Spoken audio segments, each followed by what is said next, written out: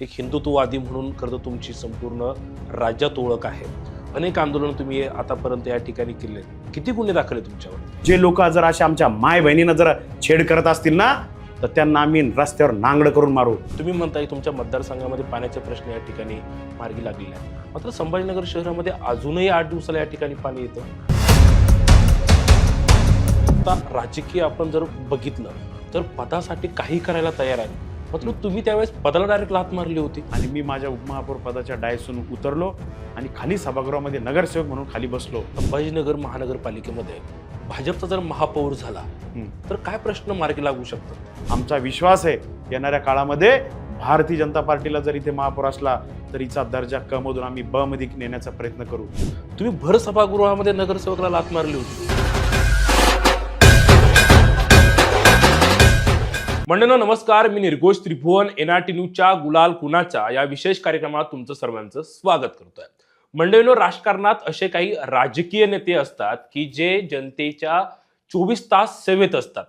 खरं तर काही नेते असे असतात की निवडणुका लागला, निवडणुकीचं बिगुल वाजलं की मोठमोठ्या घोषणा करतात, जनतेच्या संपर्कात जातात, जनतेला आश्वासन देतात, घोषणा करतात. मात्र या सगळ्या गोष्टींसाठी काही नेते अपवाद असतात. ते कायम जनतेच्या 24 तास सेवेत असतात. असंच एक व्यक्तिमत्व आपल्या सोबत आहे, माझ्या सोबत आहेत विजय अवताडे. भाऊ, गुलाल कुणाचा विशेष कार्यक्रमात तुमचं खूप स्वागत करतोय. खरं तर महानगरपालिकेमध्ये गुलाल कुणाचा? खरं तर महानगरपालिकेमध्ये गुलाल कोणाचा हे सांगण्याची मला असं वेगळी गरज नाही, कारण की छत्रपती संभाजीनगरमध्ये भारतीय जनता पार्टी आणि महायुतीचाच गुलाल यावर्षी आणि यावेळेस उधळणार आहे. हो, खरं तर आपण देखील निवडणुकीच्या रिंगणात या ठिकाणी उतरलेले आहे. खरं तर अनेक प्रश्न आहेत, तुम्हाला बोलकं मला या विशेष कार्यक्रमामध्ये करायचं आहे. मात्र तत्पूर्वी तुमची राजकीय सुरुवात कशी झालेली होती किंवा राजकारणात यावं हे कधी ठरलं होतं तुमचं, आणि त्यामध्ये भाजपामध्येच काम करायचं हे कधी ठरवलं होतं तुम्ही? खऱ्या अर्थाने मी राजकारणात यायची माझी जी लहानपणापासून मी विद्यार्थी दशेमधूनच वर्गामध्ये असताना मी मॉनिटर होतो आणि तेव्हापासून मला एक इंटरेस्ट होती की आपण समाजकार्यात आलं पाहिजे आणि राजकारणात यावं, ही माझ्या आईची आणि वडिलांची स्वतःची इच्छा होती. बरं, कशामध्ये शिक्षण झालंय तुमचं? शिक्षण कशा? माझं शिक्षण मराठी माध्यमातून झालेलं आहे. महानगरपालिकेच्या शाळेतून माझं शिक्षण झालेलं आहे. वा. हर्सुल्ला जी महानगरपालिकेची शाळा आहेत त्या शाळेतून माझं शिक्षण झालेलं आहे. बरं, आणि ॲडव्होकेट? मी ज्यावेळेस माझं पूर्ण 10वी शिक्षण झालं, कॉलेजचं झालं आणि नंतर माझं MP लॉ मध्ये मी ॲडमिशन घेतलं. आणि मग आता मी राजकारणात आल्यानंतर ॲडव्होकेट झालो.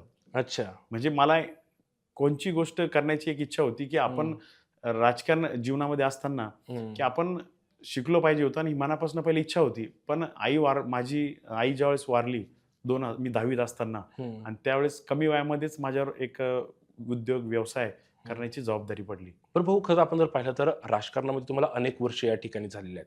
भाजपामध्ये आता एक नेता म्हणून तुम्ही या ठिकाणी काम करतात. भाजप पक्षात काम करावं असं का वाटलं तुम्हाला?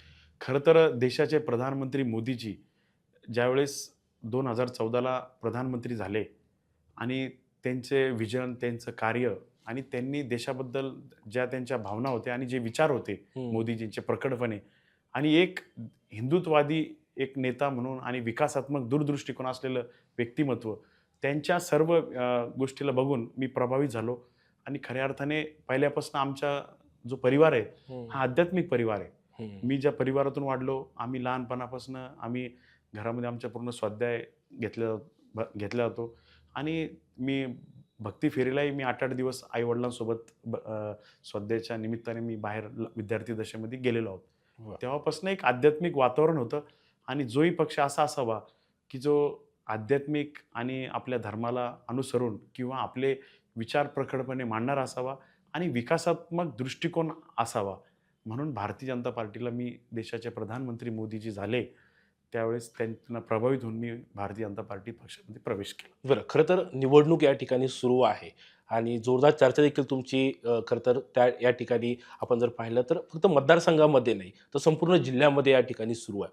मात्र विजय अवताडेंना का निवडून द्यावं जनतेला? काय विकास कामं आपण गेल्या अनेक वर्षांपासून या ठिकाणी केलेले आहेत? खरं तर मी 2015मध्ये मी सर्वप्रथम नगरसेवक झालो आणि नगरसेवक झाल्यानंतर मी माझ्या परिसरामध्ये ज्या पद्धतीने मी विकास केला की मला सांगायला आनंद वाटेल की मागच्या 10 वर्षापूर्वी जो आमचा मयूर पार्क जो जाधववाडी जो परिसर होता तो त्या ठिकाणी ड्रेनेज लाईन, पाण्याच्या लाईन्स, रोडही रस्ते नव्हते.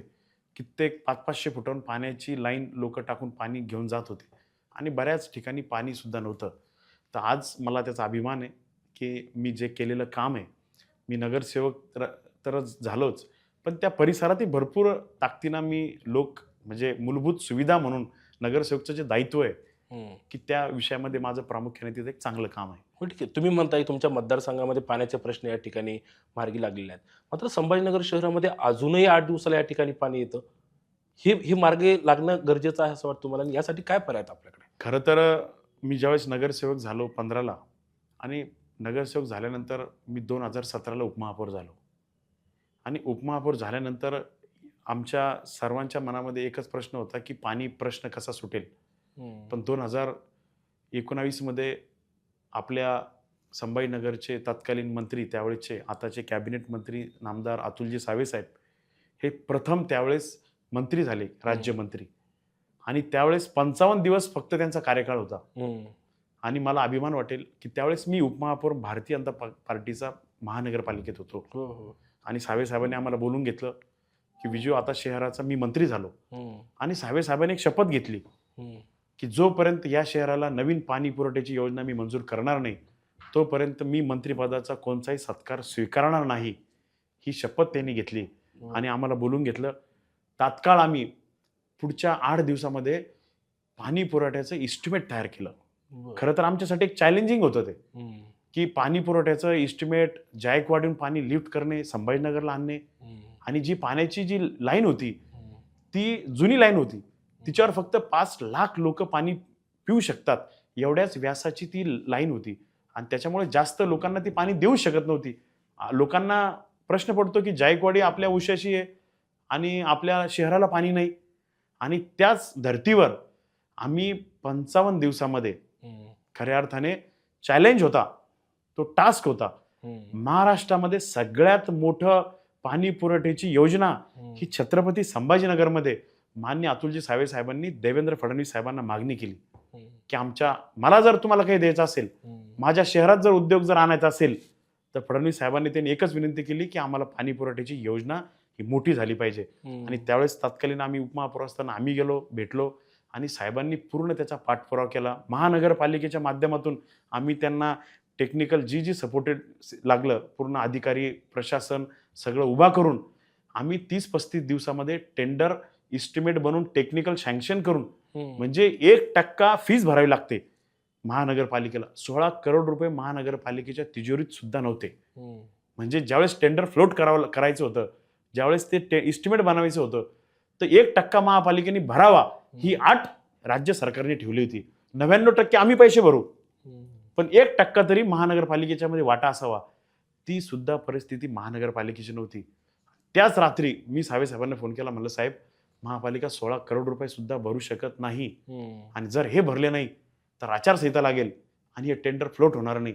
तर सावे साहेबांनी रात्री परत 11:30 वाजेला देवेंद्रजींना फोन केला, की साहेब, आम्हाला तो 1% सुद्धा आमची महापालिकेची परिस्थिती नाहीये.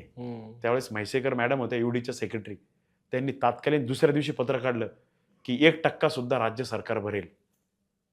आणि ते पत्र आलं आणि त्यावेळेस ते टेंडर फ्लोट झालं.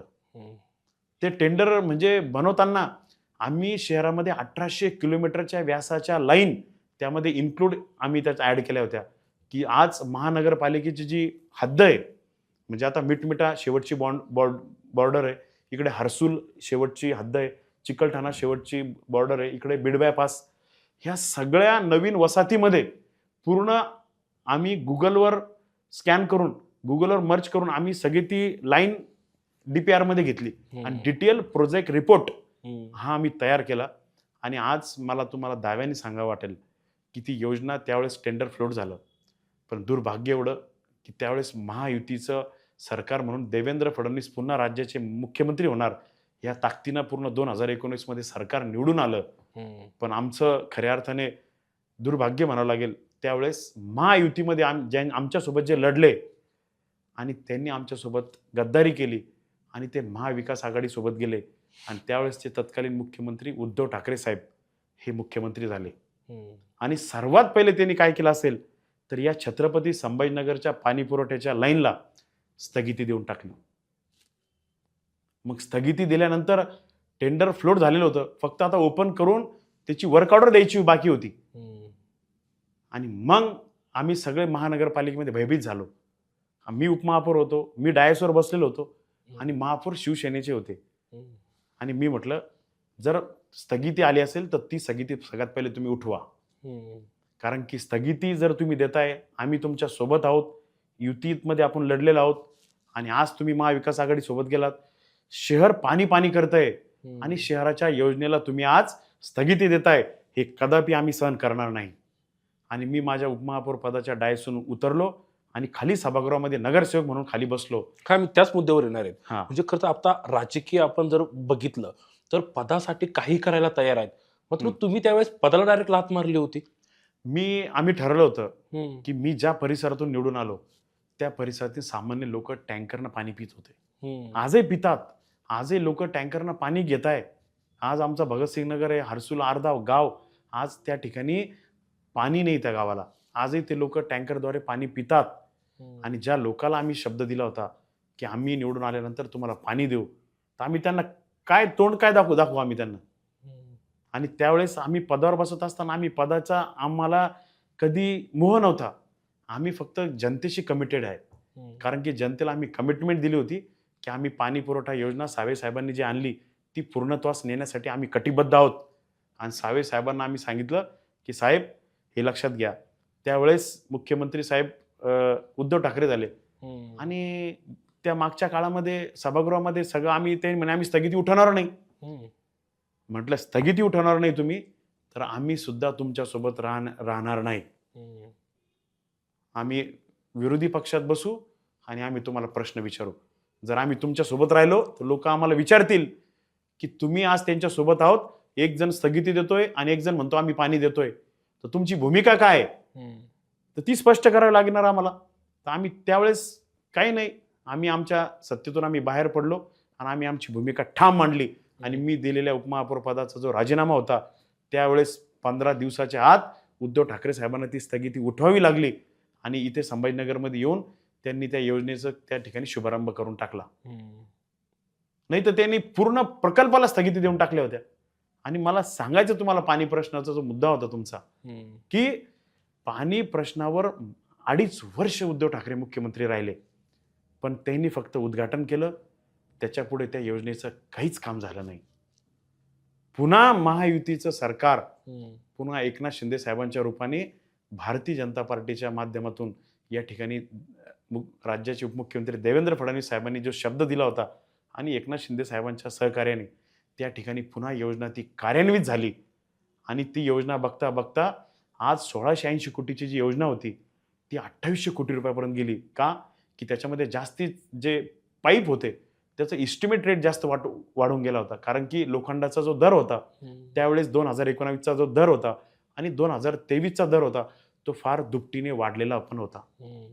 ती योजना पूर्ण होऊच शकत नव्हती त्यावेळेस. आता त्यावेळेसचे तत्कालीन केंद्रीय राज्यमंत्री डॉक्टर कराड साहेबांनी त्या योजनेसाठी 1000 कोटी रुपये अमृत योजनेतून आणले मोदीजीकडून.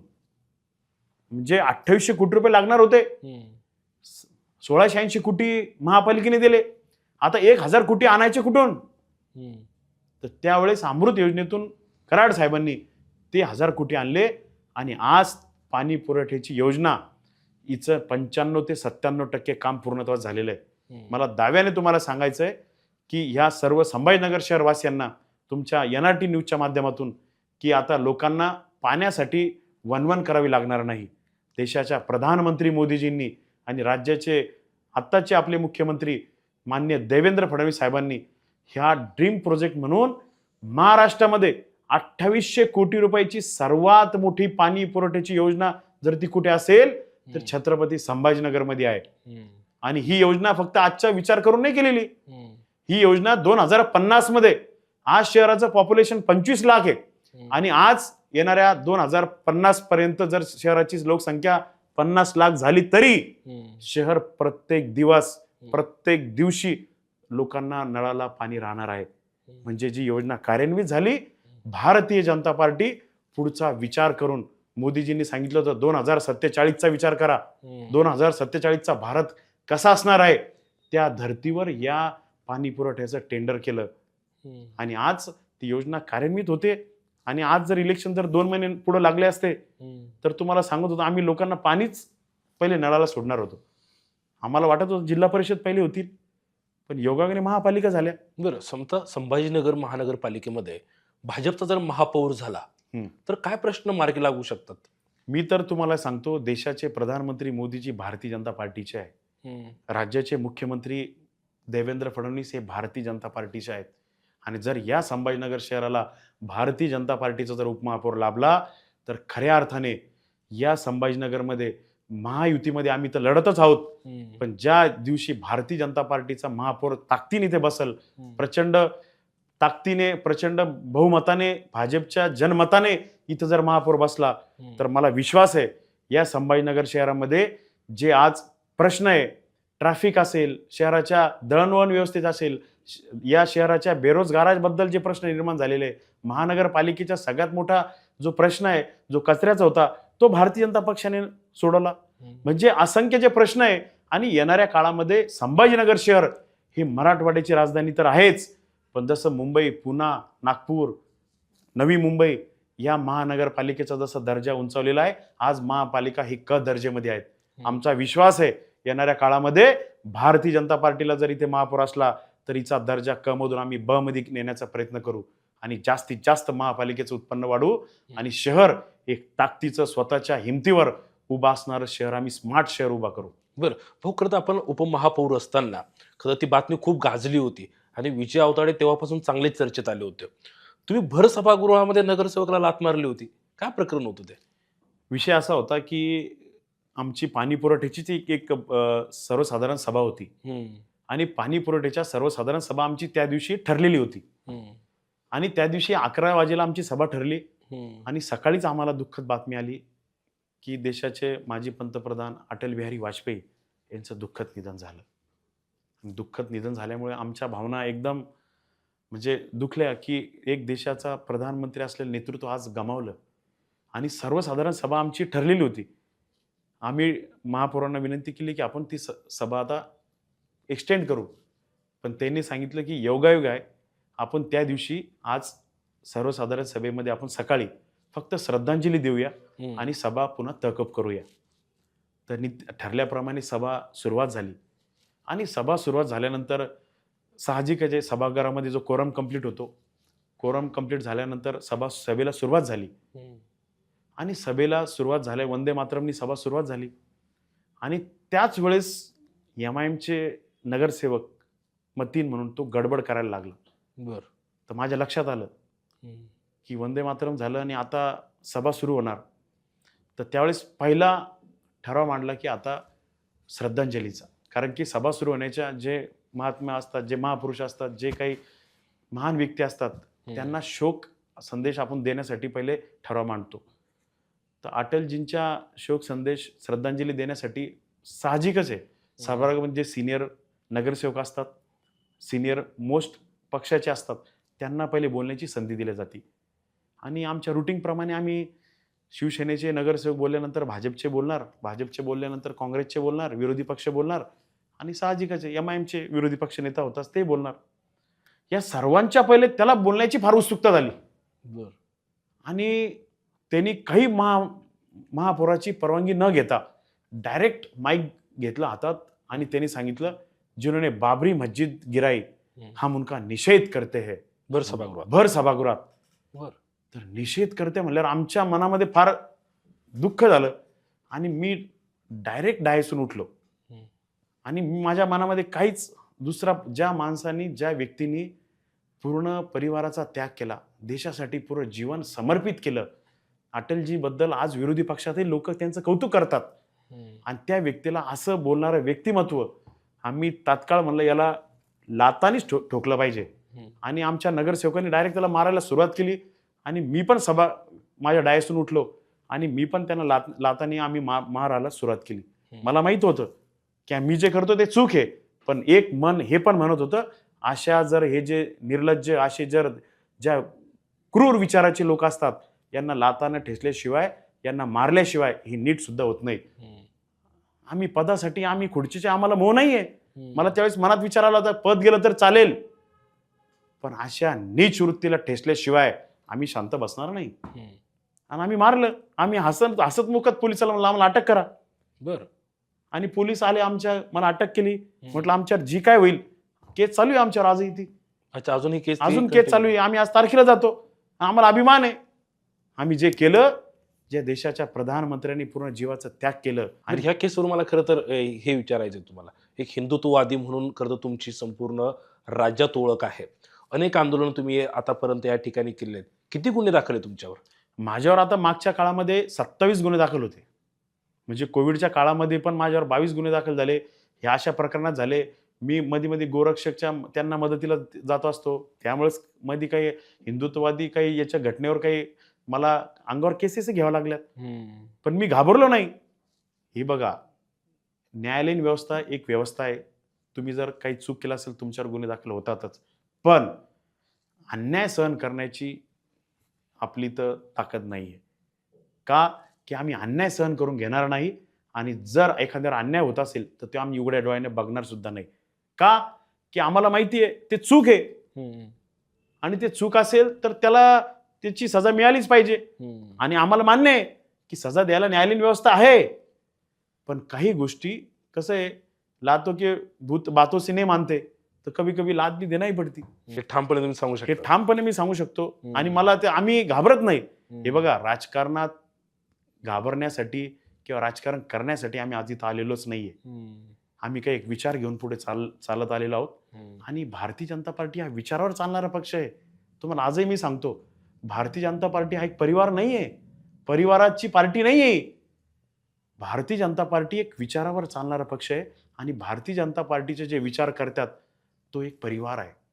आणि जो परिवार कोणचा आहे, तो जो विचार पुढे घेऊन चालतो तो हा परिवार आहे. आणि त्याचंच नाव आहे भारतीय जनता पार्टी. तुम्ही गोरक्षक आहे. खरं तर गायींना वाचवण्यासाठी आपले कायम प्रयत्न चालू असतात. तर तुमचा मोठी टीम देखील या ठिकाणी शहरामध्ये तयार झालेली आहे. मात्र चिकलठाण्यामध्ये अजूनही त्या ठिकाणी कत्तल होती मोठ्या प्रमाणामध्ये. आता तुम्ही बघितलं, चिकलठाण्याचा विषय घेतला तुम्ही.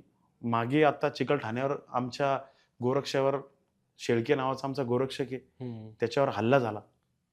त्यावेळेस हल्ला झाला तर त्यांनी त्या ठिकाणी पोलीस असताना सुद्धा त्याच्यावर हल्ला झाला. म्हणजे त्यांनी त्या ठिकाणी पोलिसाला दाखवण्यासाठी, पोलीस स्वतः त्याच्या सोबत होता की बघा मी तुम्हाला दाखवतो कत्तल कुठे होती. पोलिसाच्या समोर त्याच्यावर मारहाण झाली. मरता मरता वाचला. डॉक्टरनी सांगितलं जर 10 मिनिटं जर उशीर आला असता तर आज हा इथं नसता. त्याच्यावर जे रुग्णालयामध्ये त्याच्यावर विलास झाले. त्याला समर्थनार्थ आम्ही क्रांती चौकला तिथं आंदोलन केलं. आम्ही चिकलठाण्यामध्ये गेलो. चिकलठाण्यात आम्ही रस्ता रोको केला. आणि त्याला न्याय मिळवून देण्यासाठी आज गोरक्षावर जो हल्ले होत आहेत, तर मान्य राज्याचे मुख्यमंत्री देवेंद्र फडणवीस साहेबांनी सांगितलं या गोरक्षकाला संरक्षण, त्याला आज एक पोलीस गार्ड दिलेला आहे. ह्या गोरक्षकाला आज पोलीस गार्ड आहे की तो सेवा करतोय गोमातेची. आणि जर अशा अन्याय जर होत असतील, बरं किती दिवस चालणार आहे? म्हणजे मोठ्या प्रमाणामध्ये गायींची त्या ठिकाणी हत्या केली जाते. अनेक व्हिडिओ देखील या ठिकाणी समोर येतात. हे कायमच थांबलं पाहिजे असं वाटत नाही? यासाठी एक प्रक्रिया आहे. ही नैसर्गिकरित्या एका दिवसात थांबणारा हा काही विषय नाहीये. या माध्यमातून एक समाज जागरूकता झाली पाहिजे. आजही समाजामध्ये आज एखादी गाय असेल तर लोक म्हणतात ती गाय आता वयस्कर झाली, लोक म्हणतात खाटकाला देऊन टाका.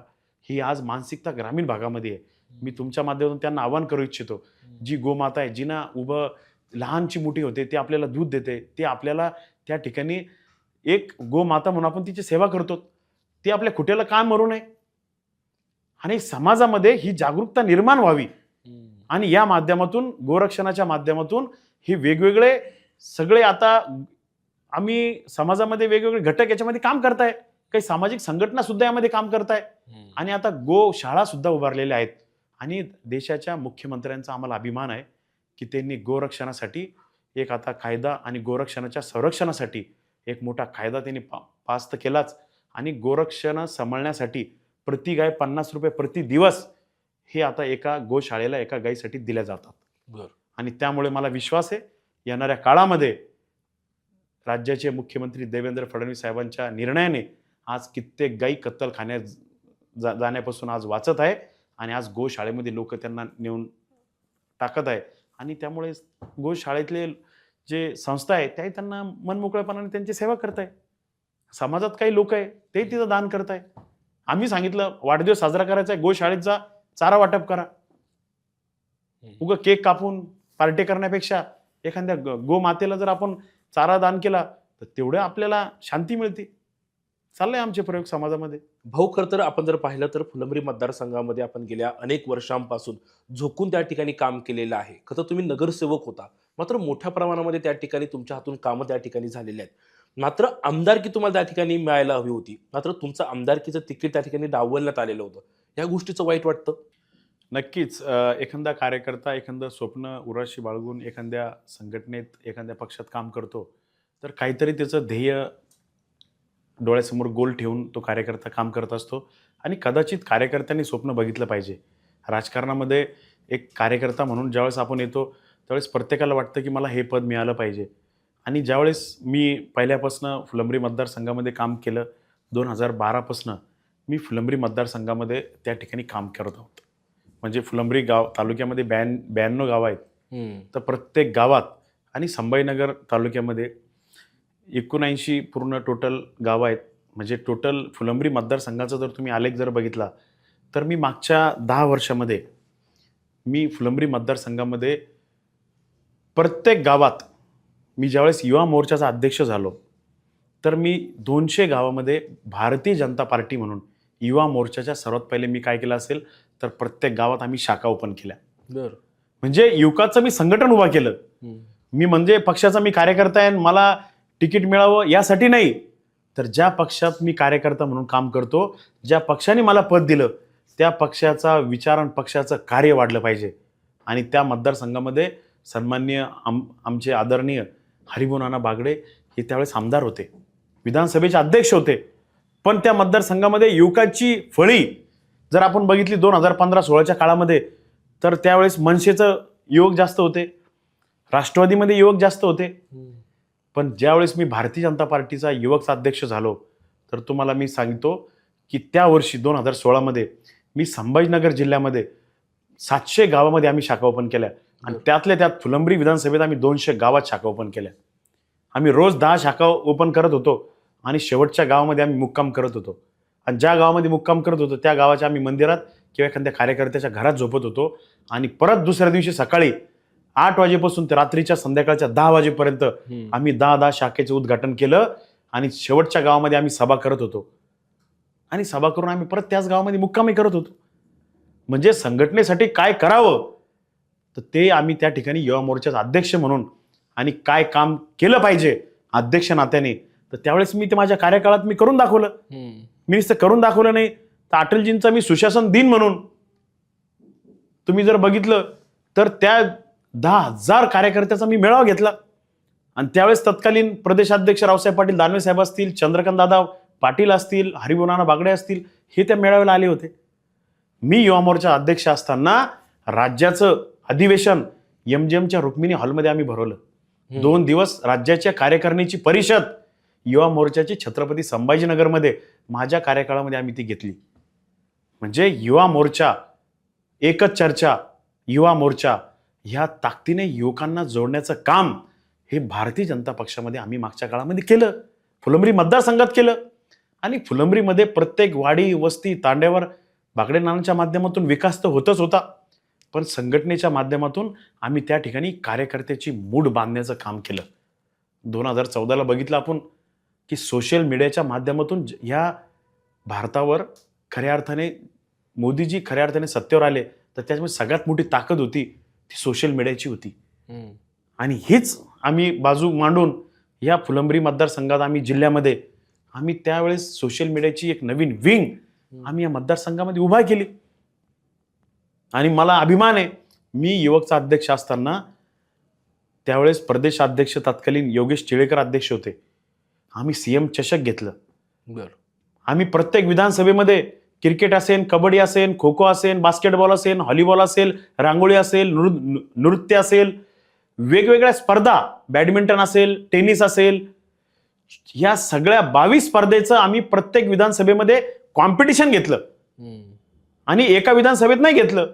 आम्ही सर्कलने कॉम्पिटिशन घेतलं. जिल्हा परिषदचे सर्कल आपल्याकडे 62 सर्कल आहे जिल्ह्यामध्ये. आम्ही पहिले सर्कलच्या मॅचेस लावल्या. मग सर्कलमध्ये त्या विधानसभेत किती मॅचेस येतात, मग विधानसभेमध्ये त्याचं स्पर्धा घेतली आणि मग विधानसभेमधून आम्ही तालुक्याने आहे त्याच्यामध्ये नंबर काढले आणि जिल्ह्याची स्पर्धा आम्ही विभागीय क्रीडा संकुल या ठिकाणी एकाच दिवसामध्ये एका साईडला क्रिकेट चालू होतं, एका साईडला कबड्डी चालू होती, एका हॉलमध्ये रांगोळी स्पर्धा चालू होती, एका खुल्या मंचावर रंगमंचावर नृत्य चालू होतं. अशा 22 स्पर्धा एका दिवसामध्ये आम्ही त्या दिवशी 4000 स्पर्धक या विभागीय क्रीडा संकुलला होतात. माझ्या कार्यकाळामध्ये मी तरुणांना वेगवेगळ्या माध्यमातून क्रीडा असेल, साहित्य स्पोर्ट असेल, साहित्य असेल, सगळ्या कला वाव गुणांना. बरं, खेळण्यावरून या ठिकाणी विषय निघालाय. खरं तर तुमच्याच भागामध्ये, हर्सूल भागामध्ये मोठ्या प्रमाणामध्ये स्पर्धेची तयारी करण्यासाठी किंवा पोलीस भरतीची तयारी करण्यासाठी मोठ्या प्रमाणामध्ये तरुण त्या ठिकाणी येतात. काही हजारो तरुण त्या ठिकाणी येत आहेत. आपण म्हणतात क्रीडासाठी तुम्ही एवढं केलं, तरुणांसाठी हे केलं, ते केलं, मात्र कुठेतरी त्या तरुणांची गैरसोय मोठ्या प्रमाणामध्ये होते. नक्कीच मला आपल्या माध्यमातून सांगायचं आहे की छत्रपती संभाजीनगरमध्ये हडको टीव्ही सेंटर जो भाग आहे त्या ठिकाणी ग्रामीण भागातले विद्यार्थी, आज ग्रामीण भागातला विद्यार्थी काहीतरी मी घडलो पाहिजे, स्वतःच्या पायावर मी उभा राहिलो पाहिजे, मला कुठेतरी नोकरी मिळाली पाहिजे, मी पोलीस भरतीमध्ये लागलो पाहिजे, मी मिलिटरीमध्ये लागलो पाहिजे किंवा मी सरकारी नोकरी याच्यामध्ये माझा नंबर लागला पाहिजे. 25,000 विद्यार्थी या ठिकाणी हडको टीव्ही सेंटर या ठिकाणी सकाळी त्या ठिकाणी ग्राउंडवर प्रशिक्षण घेतात. आणि मला माहिती आहे की बऱ्याच आज अकॅडमी आहे, 27 अकॅडमी आहे तिथे. एका अकॅडमीमध्ये 700 ते 800 विद्यार्थी आहेत. त्यांच्या 3-3, 4-4 बॅचेस चालतात. आणि त्या विद्यार्थ्यांसाठी नक्कीच हा एक प्रश्न आहे की त्यांना तिथे सगळ्यात मोठं एक ग्राउंड नाही आहे. त्यांना स्पर्धा परीक्षा घेण्यासाठी एक ग्राउंड आहे, ते पोलीस ग्रामीण अधीक्षक गोकुळ स्टेडियम आहे. तिथे काही पोलिसाचे काही कार्यक्रम चालतात, त्याच्यामुळे तिथे जास्त विद्यार्थ्यांना तिथं घेता येऊ शकत नाही. पण मी तुम्हाला अभिमानाने सांगतो की या ठिकाणी भारतीय जनता पार्टीचा महापौर नक्कीच होणार आहे. आणि छत्रपती संभाजीनगर महापालिकेच्या माध्यमातून मी काय करणार आहे तर मला विचारलं तर मी सगळ्यात पहिले हे जे स्पर्धा परीक्षेचे विद्यार्थी आहेत यांच्यासाठी भव्य एक रनिंगसाठी 1600 मीटर, 400 मीटर, 100 मीटर याचे आम्ही ग्राउंड तयार करणार आहोत. महानगरपालिकेच्या मोठ्या जागा आहेत आमच्या हर्सूल भागामध्ये, तिथे 50-100 एकर जागा आहे महानगरपालिकेची. तिथे आम्ही विद्यार्थ्यांसाठी आम्ही मोठ्या मोठ्या स्पर्धात्मक परीक्षा घेण्यासाठी मुलांना ग्राउंड हे सज्ज महानगरपालिकेच्या माध्यमातून आम्ही उपलब्ध करून देणार आहोत, हे मी तुम्हाला दाव्याने सांगतो. बरं, महिलांच्या सुरक्षेचा प्रश्न आपण जर पाहिला तर आपण आतापर्यंत अनेक आंदोलनं या ठिकाणी केलेली आहेत, मात्र या घडीला सुद्धा महिलांवर मोठ्या प्रमाणामध्ये अत्याचार होत आहे. तुम्ही आता महिलांचा अत्याचारचा विषय काढला. मी ज्यावेळेस आत्ता मागच्या 2-3 वर्षापूर्वी फुलंब्रीमध्ये फार मोठा आम्ही मोर्चा काढला होता, हिंदू जनाक्रोश मोर्चा. तो का काढला होता की ज्यावेळेस काही हिंदू मुलीवर अत्याचार केला जात होता आणि अत्याचार नव्हे तर त्यांना धर्मांतर करून त्यांच्यावर लैंगिक शोषण सुद्धा केलं जात होतं. आणि ज्यावेळेस आमच्या समोर या गोष्टी समोर आल्या तर आम्ही कुठे डगमगलो नाही.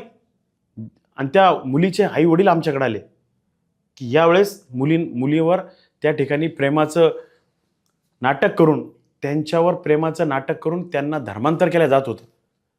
आणि नक्कीच आम्ही रस्त्यावर उतरलो आणि रस्त्यावर उतरून आम्ही आमच्या माय बहिणींना, लेकींना आम्ही त्यावेळेस न्याय दिला.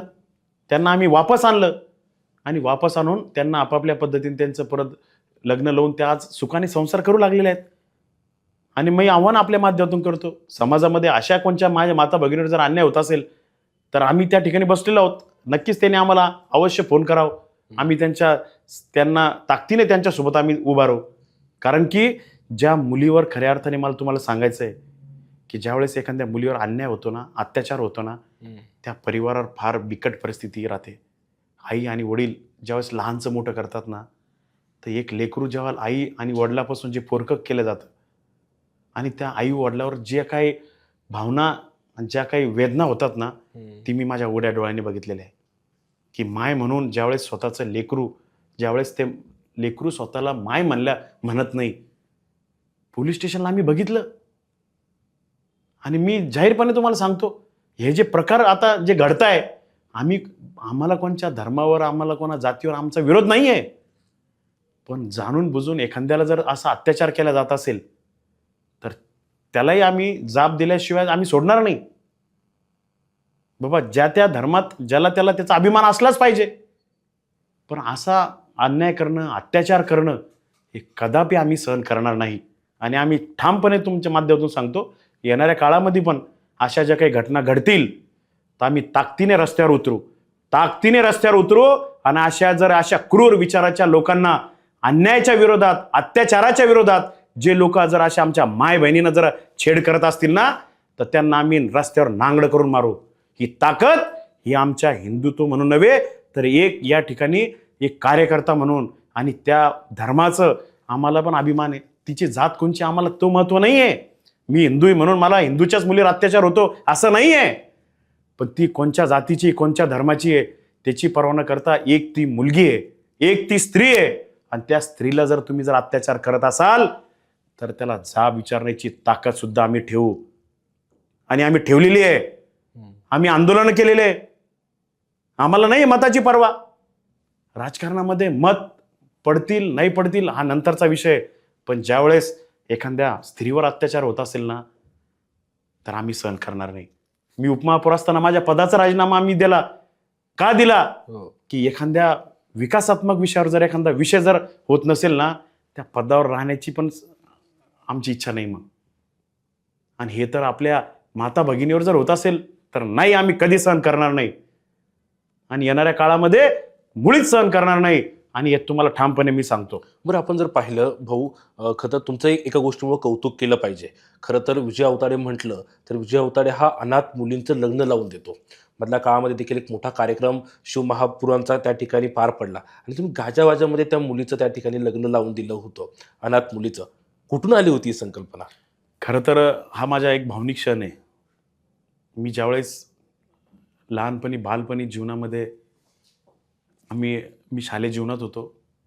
आणि तुम्हाला पहिले सांगितलं की माझा आध्यात्मिक परिवार आहे. आणि एक इमोशन्स आहे. मी पण एक व्यक्ती आहे. आमचा पूर्ण परिवार, आम्ही कनेक्ट आहोत, नो डाऊट. पण त्या 10वीत असताना आमच्या आईला एक ब्रेन ट्युमर झाला. आणि मी 10वीत होतो. आम्ही 3 भावंड होतो. एक बहीण होती. बहिणीचं लग्न झालं आणि भावंड होता. मोठा भाऊ माझा राज्यस्तरीय कुस्तीत त्याचा नंबर प्रथम आलेला होता. बरं. मधला भाऊ आमचा तोही शिक्षण शिकत होता आणि मी 10वीत होतो. आणि आमचा जेमतेम परिवार, एक सामान्य कुटुंबासारखं आम्ही जीवन जगत होतो. पण दिवाळीचे 8 दिवस बाकी होते. आणि 28 ऑक्टोबर 2002 हा दिवस मला आज आठवतो. त्या दिवशी माझ्या आईचं दुःखद निधन झालं. आणि निधन झाल्यानंतर नक्कीच कोणत्याही एक नाजूक संसार असतो. कारण की आईचं वय 36 वर्ष होतं आणि आमचं वय 16 वर्ष होतं. त्यावेळेस एक काही घरामध्ये तर परिस्थिती अशी होती की आम्ही 6 महिने आमच्या घरामध्ये आम्हाला भाकर कोण खाऊ घालेल ही परिस्थिती त्यावेळेस निर्माण झाली होती. तर एक भाऊ स्वयंपाक करत होता, एक भाऊ भांडे घासत होता आणि त्या घरात आम्ही आज लहानसं मोठं झालो. म्हणजे मी आज शालेय जीवनामध्ये आम्ही जगत असताना आम्ही ते पण दिवस बघितले. मी विजय अवताडे काय एखाद्या मोठ्या खानदाना परिवारातला नाही आहे. आम्ही दुःख पण पेललेलं आहे. आमचं घर किती 350 स्क्वेअर फीटचं घर होतं. 350 स्क्वेअर फीटमध्ये आम्ही तिथं राहिलेलो आहोत. हर्सूल भागात माझं आजही घर आहे. आणि रस्ता रुंदीकरणात ते मागं G20 ते घर पडलं आमचं. बरं. आणि आम्ही 350 स्क्वेअर फीटमध्ये जीवन जगलेलो आहोत. आम्ही 3 भावंड, आम्ही आईवडील. आणि त्याची आम्हाला आजही सुद्धा जाणीव आहे. का? की आम्ही सामान्य कुटुंबातून, आमचं हर्सूलला किराणा दुकान होतं, भांड्याचं आमचं दुकान होतं. मी पण व्यवसाय करत होतो. आम्ही 3 भावंड आम्ही व्यवसायातून आज या ठिकाणी आलो. आणि ज्या दिवशी आईचं निधन झालं तर त्या दिवशी आम्ही भावंड बसलो, वडील बसले. आणि मनामध्ये एक विचार आला की आईंनी शिकवण दिलेली होती की तुम्ही आपल्या हातातून, आईने एक शिकवण दिलेली आहे की कधी कोणाचं चांगलं नाही झालं तर चालेल, पण कधी कोणाचं वाईट विचार करू नका. आणि कोणाच्या दुःखात जाण्याची वेळ आली तर 100% तिथं धावून जा. वा. आणि तेच विचार आजही आईचे स्वप्न, आजही आईच्या भावना आमच्या मनात आज दाटून येतात. कारण की आईचं प्रेम हे फार म्हणजे कोणाच्या नशिबात असतं, आज आमच्या नशिबात नाही आहे. पण आजही त्या भावना आज आईच्या आमच्या मनामध्ये स्मरणात आहेत. आणि म्हणून त्यावेळेस आम्ही ठरवलं की आईचं प्रत्येक वर्ष वरिष्ठ श्रद्धा जे प्रत्येक वर्षी लोक कोणी गोड जेवण करून साजरा केले जातात, कोणी पेपरमध्ये जाहिरात देऊन साजरा केल्या जातात, कोणी अनाथ आश्रममध्ये जाऊन साजरा केल्या जातात.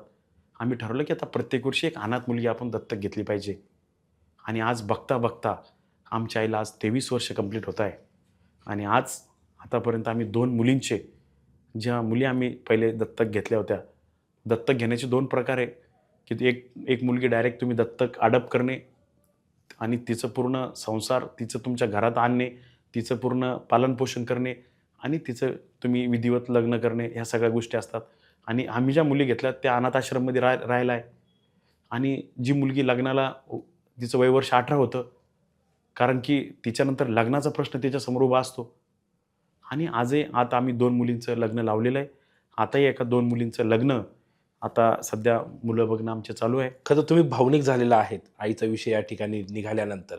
खरं तर आईचा मुलगा विजय हा खरं तर महिलांची रक्षा या ठिकाणी करतोय, अनाथ मुलींचं या ठिकाणी लग्न लावतोय. आईला आनंद झाला असता आई असती तर? नक्कीच आईला आनंद झालाच असता, कारण की तिचा जो मुलगा आहे, आज मी ज्या पदावर आहे, तिलाही वाटत नव्हतं. आमच्या परिवारात कोणी राजकारणात, म्हणजे आमच्या फॅमिलीमध्ये तर कोणीच नव्हतं. फक्त आमचे आजोबा गावाचे सरपंच होते. बरं. हर्सुल जे गाव आहे त्या गावाचे आमचे आप्पा म्हणून शंकर पाटील अवताडे बरं. हे आजोबा होते. आणि नक्कीच ते आम्हाला वडिलांनी सांगितलं की आपल्या घरामध्ये आपण राजकारण, आपल्या पाठीमागे बॅकग्राऊंड आहे नो डाऊट, पण वडिलांची इच्छा होती की एक मुलगा आपला राजकारणात गेला पाहिजे आणि समाजकार्य त्यांनी केलं पाहिजे. आणि त्या पोटीने आम्ही आमचा धंदा, उद्योग, व्यवसाय आम्ही करतही होतो.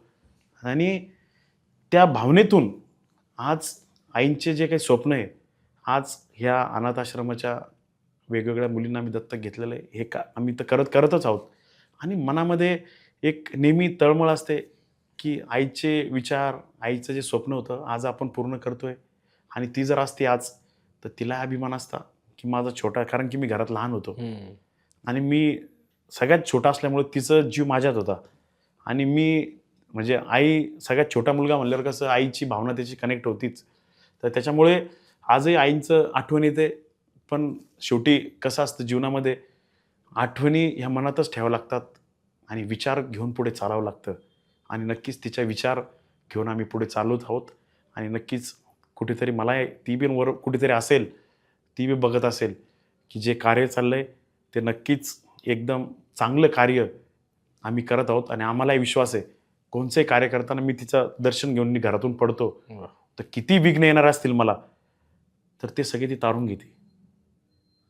त्याच्यामुळे मला घाबरण्याची, मला जी भीती, मायामध्ये दडपण हा मुळीच नाही आहे मायामध्ये. का की ज्यावेळेस तिच्या फोटो समोर जेव्हा उभा राहतो मी, तर ती माझ्याशी बोलते, मला अशा भावना जाणून येतात.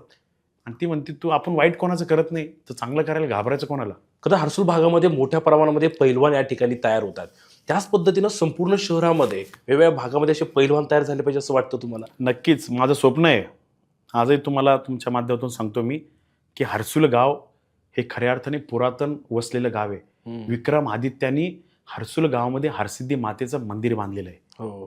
हे त्याची पुरातन काळामध्ये नव्हे तर इतिहासामध्ये त्याची नोंद आहे. हर्सुल गाव, हरसिद्धी माता हे मंदिर हे काही आज बांधलेलं नाही आहे. ज्यावेळेस उज्जैनचं महाकालचं मंदिर हे विक्रमादित्यांनी त्यावेळेस ते बांधलं, तिथं एक हरसिद्धी मातेचं मंदिर आहे. आणि ह्या हरसिद्धी मातेचं मंदिर विक्रमादित्यांनी बांधलेलं आहे राजांनी. आणि हर्सुल गावाची परंपरा आहे की आज या ठिकाणी कुस्तीचा आमच्या गावामध्ये यात्रा असते. आणि गावामध्ये सगळ्यात मोठी आमच्या कुस्त्या भरल्या जातात. महाराष्ट्रामध्ये प्रसिद्ध असलेला आमचा आखाडा आहे हर्सुलचा.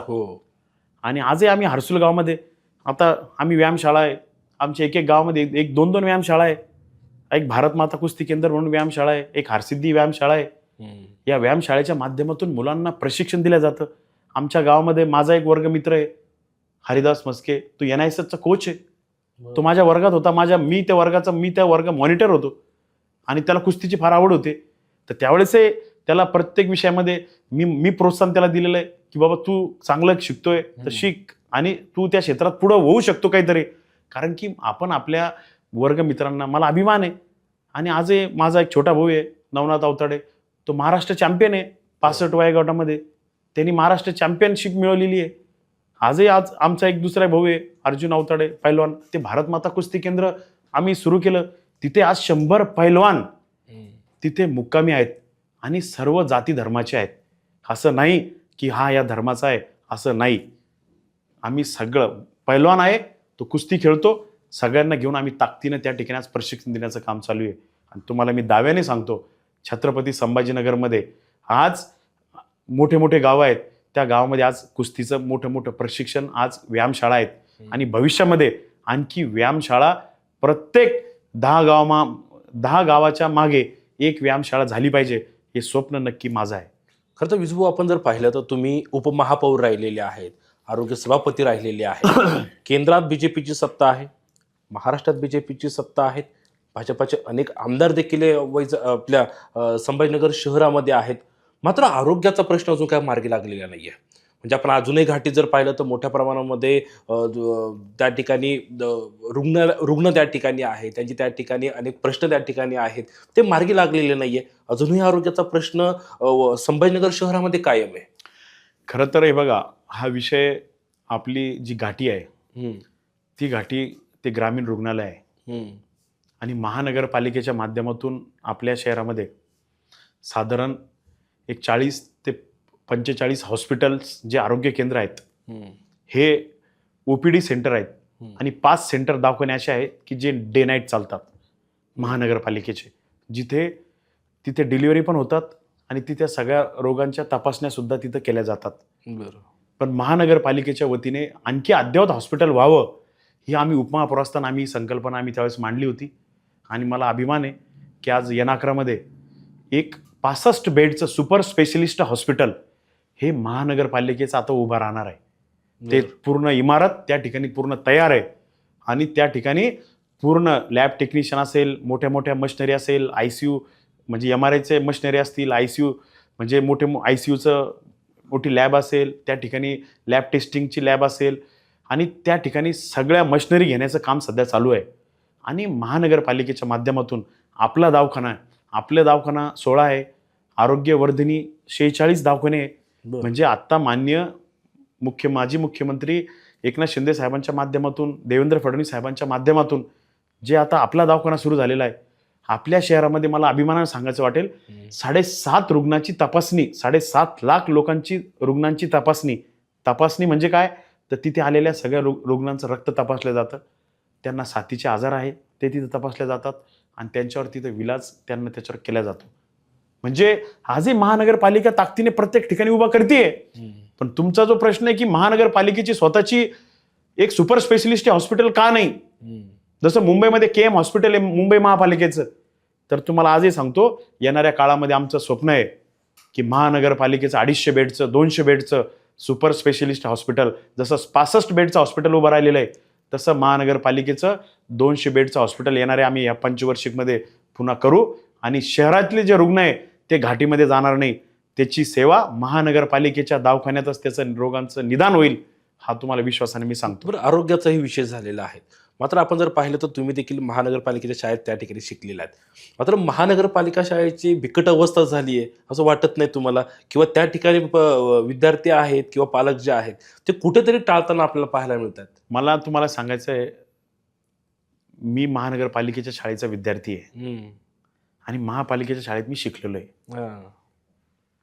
आणि महापालिकेच्या शाळेमध्ये आज ज्यावेळेस आम्ही शिकत होतो, मी म्हणजे 95ला मी 88 म्हणजे 93ला म्हणजे 94ला मी पहिलीत होतो. बरं. आणि 2003चं माझी 10वी पासआउट आहे. तर महापालिकेच्या शाळेत मी शिकलो. पण त्यावेळेसची जी परिस्थिती होती महानगरपालिकेची आणि आता मधल्या काळात 10 वर्षात, त्यावेळेस परिस्थिती चांगली होती. त्यावेळेस नव्याने महापालिका झाली, महापालिकेच्या नवीन इमारती झाल्या. पण या 10-15 वर्षामध्ये महानगरपालिकेच्या शाळेत विद्यार्थी जायला सुद्धा तयार नव्हते. त्याचं कारण का, की इंग्लिश मिडियम शाळा आता नवीन सुरुवात झाली 2002-04 पासनं. आणि ह्या मागच्या 10 वर्षात इंग्लिश मिडियममध्ये विद्यार्थ्यांचा जाण्याचा कौल फार वाढला. बरं. आणि आम्ही उपमहापौर असताना त्यावेळेस खऱ्या अर्थाने मला अभिमान आहे की देशाच्या प्रधानमंत्री मोदीजींनी 1,000 करोड रुपये आम्हाला दिले होते. आणि त्यावेळेसचे तत्कालीन आमचे महापालिकेचे आयुक्त निपुण विनायक, खऱ्या अर्थाने त्या अधिकाऱ्यांचा मला आजही अभिमान आहे. त्यांची मिसेस स्वतः त्या शाळेत जात होत्या आणि आम्ही त्यांच्यासमोर विषय मांडला की आम्ही आमच्या कार्यकाळामध्ये ह्या शाळामध्ये चांगली अद्ययावत व्यवस्था झाली पाहिजे. मग उर्दू शाळा असतील, काही प्रमाणात मराठी शाळा आहे, काही प्रमाणात मराठी मीडियमच्या शाळा आहे, पण इंग्लिश मीडियम काही शाळेमध्ये शिकवल्याच जात नव्हतं. बरं, इंग्लिश मीडियम शिकवलं जात होतं, पण महानगरपालिकेच्या सीबीएसई एकही शाळा नव्हती. पण ज्या वेळेस आम्ही त्या पदावर होतो, स्मार्ट सिटीमध्ये, मी त्यावेळेस तिथं डायरेक्टर होतो, स्मार्ट सिटीच्या माध्यमातून आम्ही कमिशनर साहेबांना सांगितलं, साहेब यातले पैसे किती खर्चाची असेल तुम्ही खर्चू शकतात, पण ह्या शाळा पूर्ण अद्ययावत झाल्या पाहिजे. आणि मला आज अभिमान आहे, महानगरपालिकेच्या आज 50 शाळा आहे. महानगरपालिकेमध्ये आज 400 शिक्षक आहे आणि महानगरपालिकेच्या शाळेमध्ये आज 17,000 विद्यार्थी शिक्षण घेत आहेत. आणि आज महानगरपालिकेची कोणची शाळा बघा आणि तुम्ही एखादी कॅम्ब्रिज, स्टेपिंग स्टोन, नाथ व्हॅली, ह्या ज्या मोठ्या मोठ्या सगळ्या शाळा आहेत, या शाळेच्या ज्या काही अम्युनिटीज आहेत, तिथे मुलांना अद्ययावत बसण्यास जे बेंचेस आहेत, मुलांना तिथे बसण्यासाठी ज्या डिजिटल LED बोर्ड्स आहेत, म्हणजे एका शाळेला मान्य आयुक्त महोदयांनी 1.5 ते 2-3 करोड रुपयाचं फर्निचर आणि हे सगळं डिजिटलायझेशन केलं. आणि आज आम्हाला अभिमान आहे की आज तुम्ही N7ची शाळा घ्या, तुम्ही नारेगावची उर्दू शाळा घ्या, नारेगावची मराठी मीडियम घ्या, प्रियदर्शिनी घ्या, चिकलठाण्याची शाळा घ्या, आमची हर्सुलची शाळा घ्या. आज या शाळेमध्ये विद्यार्थ्यांना ऍडमिशन मिळत नाही. आज या शाळेमध्ये ऍडमिशन लॉक केले जातात. पुढच्या वर्षी पुन्हा ऍडमिशन मिळेल. जशा इंग्लिश मीडियममध्ये शाळेमध्ये ड्रॉ केला जातो, येणाऱ्या काळात मी तुम्हाला विश्वासानं सांगेल तर महानगरपालिकेच्या शाळेकडे बघण्याचा जो दृष्टिकोन होता, इथे फुकट शिक्षण दिलं जातं, पण जे गोर गरीब, वंचित, शोषित, ज्या सामान्य कुटुंबातले लोक जे शिक्षण घेत होते, त्यांना मुलांना बसण्याला बेंचेस नव्हते, मुलांना त्यांना शिकवण्यासाठी खडू भेटत नव्हते. आज त्या शाळा डिजिटल आहे. त्यांचा मुलगा आज डायरेक्ट, म्हणजे ज्या शाळेमध्ये महिन्याला 10,000 रुपये दिले जातात, मुलाला शिक्षण दिलं जातं, त्या दर्जेच्या शाळा महानगरपालिकेच्या आज आहे आणि तिथे ताकदीने आज शिक्षण दिलं जात आहे. बरं भाऊ, आपण जर पाहिलं तर संभाजीनगर शहरामध्ये मोठ्या प्रमाणामध्ये वाहतूक कोंडी होती. म्हणजे आपण सगळ्याच ठिकाणी बघितलं, सेवन हिल असेल किंवा बीड बायपास रोड असेल, सगळ्याच ठिकाणी मोठ्या प्रमाणात वाहतूक कोंडी होती. पुन्हा पार्किंगची व्यवस्थेचा मोठ्या प्रमाणामध्ये या ठिकाणी प्रॉब्लेम आहे. हे प्रश्न कशा पद्धतीने मार्गी लावणार आहे? खरं तर आपल्या शहराचा जो DP मॅप होता, आणि त्या DP मॅपमध्ये जे प्रामुख्याने जे DP रोड होते महत्त्वाचे, एक 60 मीटर, एक 45 मीटर आणि एक 36 मीटर. आणि आताचे जे कमिशनर आहेत माननीय जी श्रीकांत, त्यांच्या माध्यमातून खऱ्या अर्थाने शहरामध्ये या सर्व मोठे मोठे जे DP रोड आहे, जालना रोड असेल, बीड बायपास असेल, सिडको बस स्टँड, ते हर्सुल असेल, हे सगळ्या DP रोडवरती सन्माननीय महोदयांनी एक मोठा डिटेल प्रोजेक्ट DPR तयार केलेला आहे की या शहरामधल्या पोलीस कमिशनरला सोबत घेऊन आणि माननीय नितीनजी गडकरी साहेबांसमोर त्याचं प्रेझेंटेशन केलं. प्रेझेंटेशन काय केलं की संभाजीनगर शहर झपाट्याने वाढतंय. संभाजीनगर शहरामध्ये आता इंडस्ट्रियलिस्ट मोठे मोठे उद्योग येत आहे. मला अभिमान आहे तुम्हाला सांगायला की राज्याचे मुख्यमंत्री देवेंद्र फडणवीस साहेबांनी आणि या राज्याचे या मंत्री महोदय आणि आपल्या शहराचे आमदार सन्माननीय अतुलजी सावे साहेबांच्या पुढाकाराने आज आपल्या शहरामध्ये मोठे मोठे उद्योग आज या शहरामध्ये येऊ लागलेले आहेत. त्यामध्ये प्रामुख्याने मला सांगायचं आहे, टोयोटा सारखी कंपनी आपल्या शहरामध्ये तिचं काम चालू झालेलं आहे. JSW सारखी एका मोठ्या अद्ययावत कंपनीचं काम सुरू झालेलं आहे. एनर्जी म्हणजे इलेक्ट्रिक ज्या व्हेकल आहे त्यावर ज्या मोठ्या मोठ्या कंपन्या आहेत त्यांचे छोटे छोटे प्लांट या ठिकाणी उभं राहिलेले आहे, काम सुरू झालेलं आहे. 5 लाख बेरोजगाराच्या लोकांना रोजगार मिळणार आहे. आणि राहिला प्रश्न या शहराच्या दळणवळण व्यवस्थेचा, ट्रॅफिकचा, तर मला सांगायचं आहे की येणाऱ्या 10 वर्षाचा विचार करून हा त्याचा DPR तयार केलेला आहे. कॅम्ब्रिज पासून तर डायरेक्ट थेट नगर नाक्यापर्यंत एक फ्लायओव्हर होणार आहे. त्याच्यानंतर हर्सुल पासून ते थेट म्हणजे सिडको बस स्टँड पासून ते थेट हर्सुल पर्यंत म्हणजे डायरेक्ट समृद्धी महामार्गापर्यंत. म्हणजे सिडको बस स्टँडच्या व्यक्तीला जर समृद्धी महामार्गावर जायचं असेल तर तो 5 मिनिटांमध्ये समृद्धी महामार्गाला लागू शकतो. कारण की सिडको बस स्टँड ते हर्सुल हा जो रोड आहे हा 60 मीटरचा रोड आहे आणि त्यामुळे तिथे त्याला सर्व्हिस रोड आहे हर्सुल टी पॉइंट पर्यंत.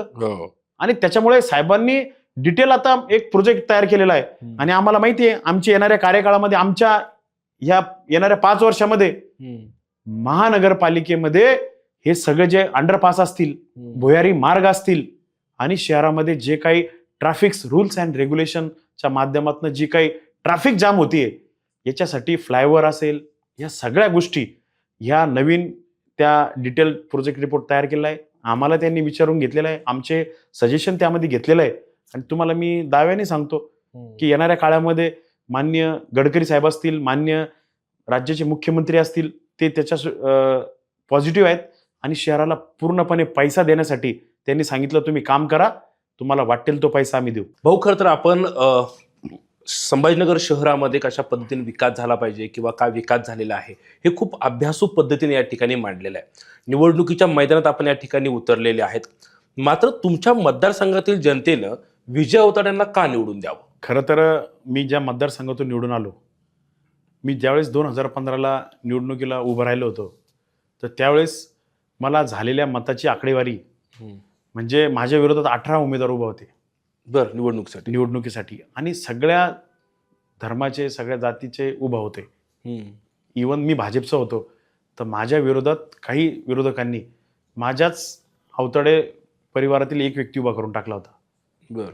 आणि आमच्यात फाईट लावून त्यांना असं निर्माण दाखवायचं होतं की बाबा पूर्णपणे मतदान आता हे डिवाइड होणार आहे आणि मी भाजपच्या विचारधारेत काम करतो तर भाजपला जे प्रवर्ग किंवा भाजपच्या विचाराशी जो काही समाज भाजपच्या पाठीशी आहे, माझ्या विरोधात त्यावेळेस वेगवेगळ्या घटकातील लोक उभा केले. पण मी तुम्हाला विश्वासाने सांगतो लोकांनी माझ्यावर इतकं प्रेम केलेलं आहे आणि लोकांचे माझ्यावर इतके उपकार आहे, इतके त्यांच्यावर माझ्यावर विश्वास आहे त्यांचा की मला झालेल्या मताच म्हणजे मी तुम्हाला सांगतो त्यावेळेस निकाल लागला होता तर एबीपी माझाने सगळ्यात पहिली जी बाईट लावली होती म्हणजे 8 वाजेला काउंटिंग सुरू झाली होती तर 912 मतदान एका बुथला होतं तर 912 पैकी 868 मतदान मला एकट्याला होतं. म्हणजे 45-50 मतदान जर सोडलं तर पूर्ण मतदान मला होतं. दुसरं बूथ ओपन झालं ज्यावेळेस ते मशीन काउंट केल्या जाते तर दुसऱ्या बूथमध्ये सुद्धा 927 मतदान झालं होतं. त्याच्यापैकी मला 838 मतदान मला झालं. म्हणजे 2 फेरीमध्येच माझं 1600-1700 मतदान झालं आणि विरोधकाला फक्त 150 मतदान झालं होतं. आणि ते 150 मतदान कोणाला होतं? त्या 18 उमेदवाराला होतं डिवाइड केलेलं. म्हणजे झालेल्या मताच्या 90% मतदान मला झालं होतं. आणि सगळ्यात पहिले न्यूज चालू होती की विजय अवताडे प्रचंड मताधिक्याने विजयी. बरं, जनतेने एवढा तुमच्यावर विश्वास दाखवला. खरं तरुण होतात तुम्ही आहात अजून देखील. खरं तर आपण जर पाहिलं तर एवढा विश्वास त्यांनी तुमच्यावर दाखवला, मग काय या काळामध्ये काय कामं केली तुम्ही? मी खऱ्या अर्थाने सगळ्यात पहिले माझा जो मयूर पार्क भाग होता त्या भागामध्ये सगळ्यात पहिले तर रोड नव्हते आणि मी सगळ्यात पहिले काय काम केलं असेल तर त्या ठिकाणी मी 40 किलोमीटर जी लाईन होती भूमिगत गटार योजनेची, म्हणजे माझ्या वार्डामध्ये मी 10 फूट खोल आणि 400 व्यासाची सगळ्यात मोठे एक ड्रेनेज लाईन टाकली आणि तिला पूर्णपणे 25,000 घराची जी लाईन होती ती कनेक्ट केली. म्हणजे ज्यावेळेस मेन जे सीवर लाईन होती ती स्ट्रॉंग असावी आणि ती लाईन मी हर्सुल टी पॉइंट पासून मयूर पार्क मार्गे ती आम्ही डायरेक्ट मार्केट कमिटीच्या तिथनं डायरेक्ट थेट नारेगावपर्यंत आम्ही ती लाईन नेली आणि ती लाईन इतकी प्रचंड मोठी टाकली. इथून पुढे 10 वर्ष 25,000 लोक आहे, आणखी 25,000 घरही वाढले तर ती लाईन चोकअप होणार नाही एवढ्या व्यासाची सगळ्यात पहिले आम्ही मोठी लाईन टाकली. म्हणजे आज ड्रेनेजचा प्रश्न आमच्या परिसरात तो मिटला. दुसरं काम काय केलं तर आमच्या वार्डामध्ये फक्त 20% भागाला पाणी येत होतं 80% भाग बिना पाण्याचा होता आणि ते लोक टँकरनं पाणी घेत होते. काही लोक 300-300 400-400 फुटाहून पाण्याच्या लाईन टाकून पाणी नेत होते आणि पाणी रस्त्यावर पाणी आलं की म्हणजे वार्डात पूर्ण चिखल होऊन जात होतं. तर सगळ्यात पहिले मी काय केलं असेल तर वार्डात त्यावेळेस पाणी पुरवठ्याच्या लाईनचं डिस्ट्रीब्युशन मी केलं. दुसरा विषय काय केला की त्यानंतर ज्या ज्या ठिकाणी ड्रेनेज लाईन झाल्या, ज्या ठिकाणी पाण्याच्या लाईन झाल्या, त्या ठिकाणी मग आम्ही रोड बनवले. रोड आम्ही सगळ्यात पहिले बनवले नाही, पहिले आम्ही अंडरग्राऊंड जे काम केलं जातं ड्रेनेज लाईनचं असेल, पाण्याच्या लाईनचं असेल, आणि मग त्या ठिकाणी आम्ही रोड बनवले. आणि मला आज विश्वासाने तुम्हाला सांगायचं आहे की आज माझा जो मयूर पार्क वार्ड आहे त्या वार्डामध्ये एकही गल्ली अशी नाही आहे की ज्या गल्लीमध्ये खऱ्या अर्थाने आज पूर्णपणे गॅसच्या लाईनसुद्धा आम्ही सुद्धा बसवलेल्या आहेत. गॅसचे मीटर प्रत्येक घरासमोर लागलेले आहेत. म्हणजे पाण्याची लाईन टाकली, त्या ठिकाणी 100% ड्रेनेज लाईन टाकली, त्या ठिकाणी पूर्ण 100% प्रत्येक घरावर गॅसचे मीटर लावलेले आहेत. आणि चौथा विषय 95% सिमेंट रोड सुद्धा झालेले आहे. आणि 5-6 ठिकाणी जे सिमेंट रोड बाकी होते आताही त्या कामाच्या वर्क ऑर्डर झालेल्या होत्या. आताही सध्या कामं प्रगतीपथावर आहेत. म्हणजे मला असं वाटतं की ज्या दिवशी 15 तारखेला मी लोक मतदान करायला येतील तर माझ्या वार्डात एकही रोड असा राहणार नाही की जो विदाऊट सिमेंटचा गल्ली आहे आणि त्या गल्लीमध्ये विकास झाला नाही. म्हणजे आम्ही तिथंच थांबलो नाही तर माझ्या वार्डात 2-3 उद्यानं होते. एक मयूर पार्क, त्याला राजमाता जिजाऊ उद्यान आम्ही म्हणून असं नाव दिलं. त्या ठिकाणी आम्ही योगाचा वटा बांधला आणि त्या ठिकाणी एक लहान मुलांना खेळण्यासाठी आम्ही प्ले झोन सुद्धा केला. त्याला जॉगिंग ट्रॅक तिथं केला. तिथे आजही रोज सकाळी 400 ते 500 लोक त्या ट्रॅकवर येतात आणि तिथे आज ते फिरतात. आणि सगळ्यात प्रामुख्याने मयूर पार्क झालं, ऑडिटर सोसायटीमध्ये तसाच आम्ही एक जॉगिंग ट्रॅक केला. तिथे आम्ही ओपन जिम बसवले आणि त्या ठिकाणी आम्ही लहान मुलांना प्लेइंग झोन केलं. म्हणजे माझ्या वार्डामध्ये 3 प्ले झोन आहेत की जिथं संध्याकाळी जर तुम्ही आज गेले संध्याकाळी 5 वाजेच्या नंतर तर एका प्ले झोनमध्ये म्हणजे जे आता प्रो झोनमध्ये 300-300 रुपये घंटा घेतात मुलांना 45 मिनिटं तिथं सोडलं जातं आणि तिथं 300 रुपये घंटा घेतात की मुलगा 40 मिनिटं तिथं खेळत राहतो. आज आम्ही महापालिकेच्या माध्यमातून आम्ही आज ते प्ले झोन बसवले आणि 3 ठिकाणी बसवले. म्हणजे लहान मुलांचाही आम्ही त्या ठिकाणी प्ले झोन निर्माण झाला. वयोवृद्ध लोकांसाठी बसण्यासाठी आम्ही त्या ठिकाणी छोटे छोटे कट्टे निर्माण केले आणि त्या ठिकाणी लोकांना योगा करण्यासाठी मला तर सगळ्यात मोठा अभिमान या गोष्टीचा आहे. मी ज्या वेळेस नगरसेवक झालो होतो तर त्यावेळेस आपल्या शहरामध्ये भारतीय योग संस्थान म्हणून एक योगाची फार मोठी संस्था काम करते. जी शहरामध्ये तिचे 5,000 साधक आहेत. तिचे जे प्रधानमंत्री म्हणून जे काम बघताय तर ते हे उत्तम काळवणे डॉक्टर, ते पुण्याला होते. DY पाटीलला प्रिन्सिपल होते आणि माझा एक वर्गमित्र आहे तो त्या ठिकाणी लेक्चरर होता. आणि आमची नेहमी मी जसं निवडून आलो 2015ला तर मी त्याला म्हटलं आपल्याला काहीतरी वेगळं करायचंय, वयोवृद्धांसाठी काहीतरी वेगळं करायचंय, मला योगा घ्यावा वाटतो. तर त्यांनी सांगितलं माझ्याकडे एक उत्तम काळवणे नावाचे सर आहे आणि ते प्रिन्सिपल आहे आणि ते राहायलाही संभाजीनगरचेच आहे आणि त्यांची फार इच्छा आहे की संभाजीनगरमध्ये योगाचे क्लास चालायला पाहिजे. आणि त्यावेळेस त्या काळामध्ये रामदेव बाबाचे क्लास चालतच होते पण काही ठिकाणी पैसे घेतले जात होते. मग माझ्या माझ्या डोक्यात विषय आला. मी त्याला म्हटलं बाबा तू माझा त्यांच्याशी ओळख करून दे.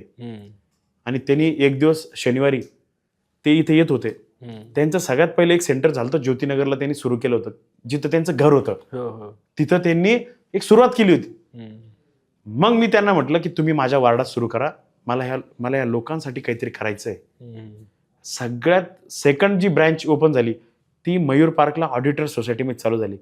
तुम्हाला ती गोष्ट मला आठवते की योगा क्लास सुरू जेव्हा केला मी 2015ला 17 सप्टेंबर तो दिवसही मला आठवतो. 17 सप्टेंबर 2000 म्हणजे गणपती त्यावेळेस बसणार होते.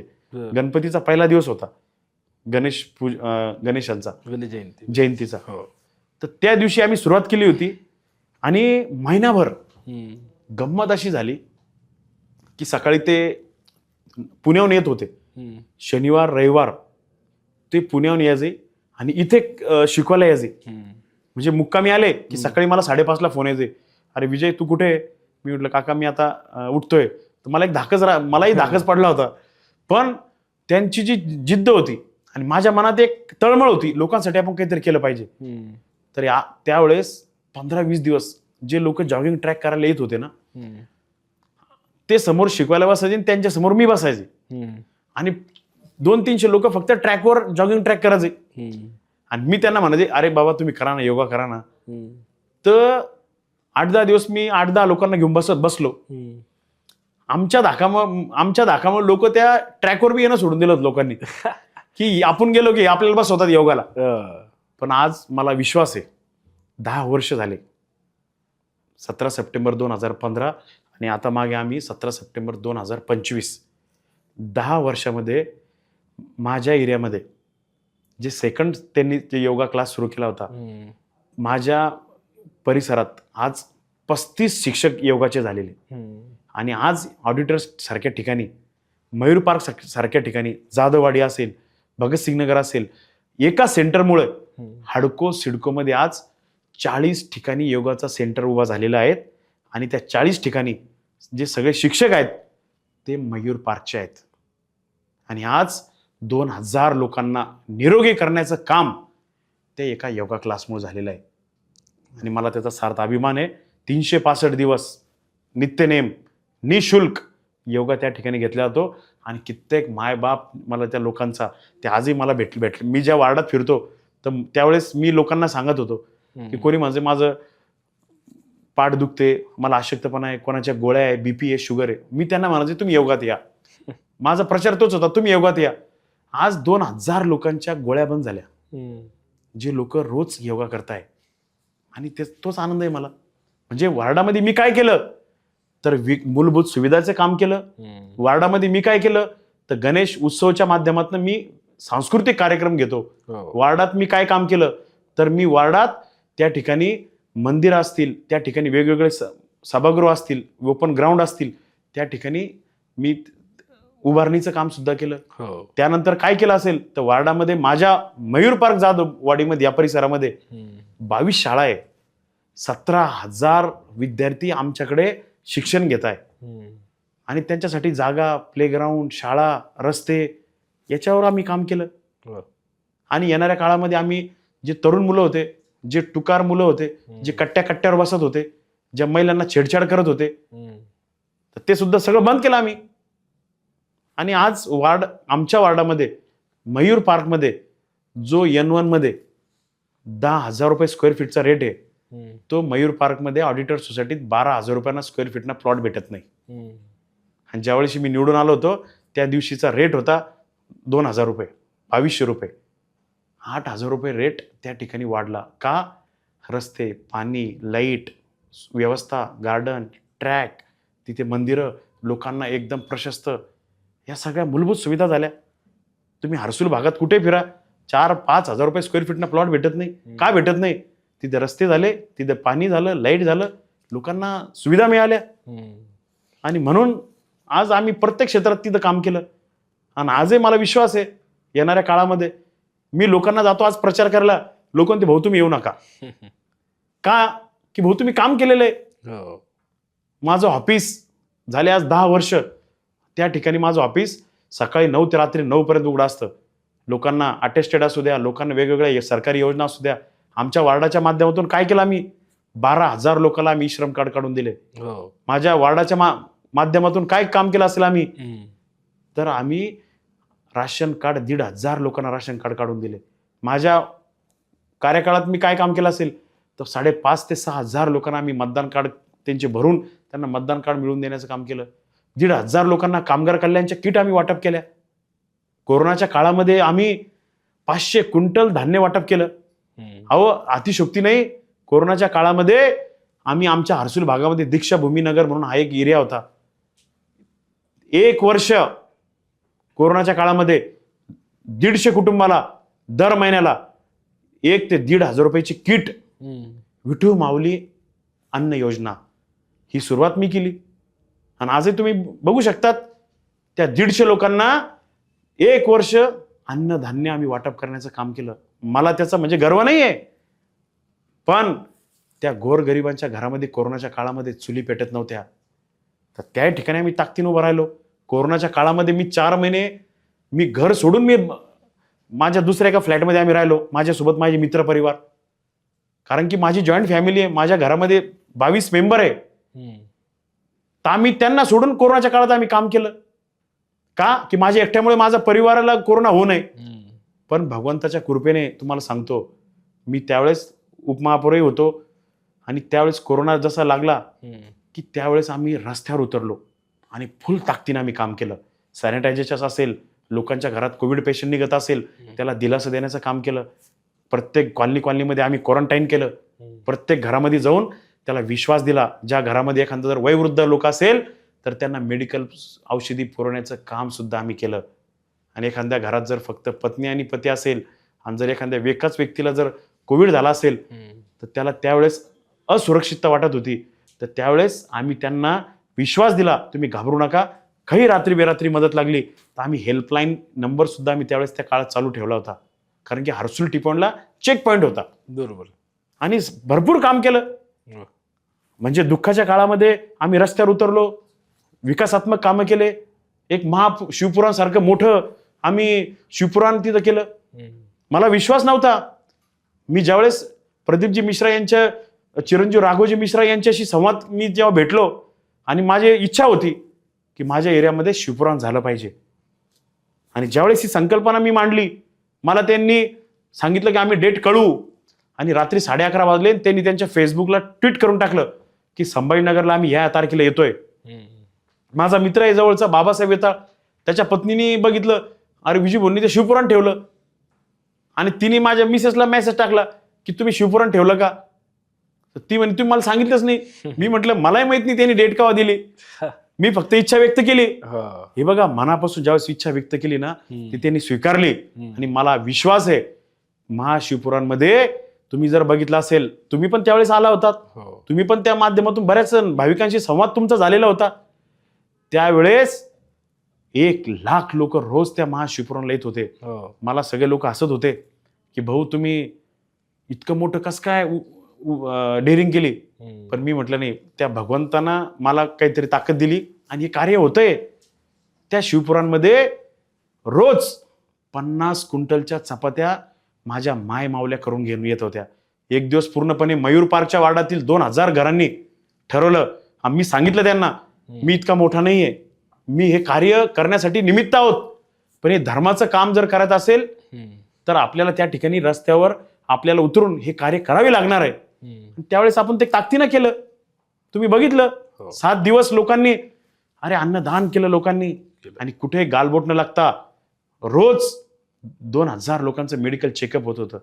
त्या ठिकाणी आम्ही 4.5 लाख रुपयाचं मेडिकल वाटप केलं. त्यावेळेस ताकदीनं आम्ही होळी खेळली पूर्ण प्रचंड. आणि वार्डामध्ये, मयूर पार्कमध्ये, जाधववाडीमध्ये एक एरिया एकेकाने एक दिवस वाटून घेतला होता. भक्तिमय वातावरण झालं होतं. खरं तर खूप चांगल्या पद्धतीनं तुमचं या ठिकाणी काम आहे. निवडणूक सुरू आहेत, पुढील वाटचालीसाठी तुम्हाला आमच्या NRT न्यूजकडून खूप खूप शुभेच्छा. आपल्यासोबत होते विजय अवताडे.